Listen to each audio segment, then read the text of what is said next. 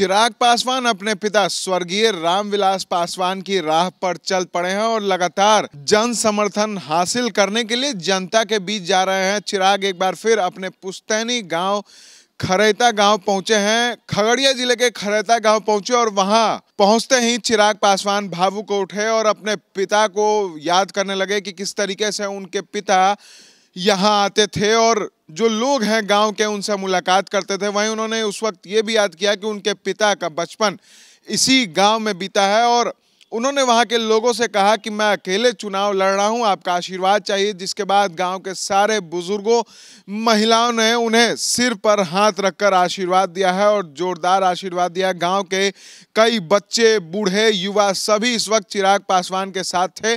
वहीं उन्होंने अपने भांजे और भांजी को गांव के खेत घुमाए और किस तरीके से किसान मेहनत करते हैं, ये सारी बातें उन्होंने बच्चों को बताई। और देखिए तस्वीर में किस तरीके से चिराग पासवान जो है वो जनता के बीच पहुंचे और जनता की भारी भीड़ उमड़ी है चिराग पासवान से मिलने के लिए, चिराग पासवान को आशीर्वाद देने के लिए। वहीं गाँव के लोग भी उस वक्त स्वर्गीय रामविलास पासवान को याद कर भावुक हो गए और चिराग पासवान भी अपने पिता को याद कर भावुक हो गए और साथ ही साथ उन्होंने पूरे गांव का भ्रमण किया, अपने भांजे भांजी को पूरे गांव भ्रमण करवाया और तमाम जो जानकारियां हैं गांव के पेड़ पौधों से संबंधित वो उन्होंने अपने भांजे भांजी को दी है। और उस वक्त चिराग पासवान के साथ लोक जनशक्ति पार्टी रामविलास के प्रदेश अध्यक्ष राजू तिवारी समेत तमाम कई नेता भी मौजूद थे। और चिराग पासवान लगातार जो है वो जनता के बीच जा रहे हैं, जन समर्थन हासिल कर रहे हैं, बिल्कुल अपने पिता की तरह। जिस तरीके से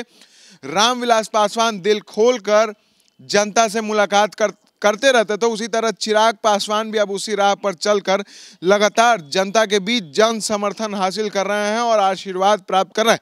और आगे के चुनावों को लेकर लगातार चिराग पासवान एक तरीके से रणनीति बनाते हुए दिख रहे हैं और जन समर्थन हासिल करते हुए दिख रहे हैं।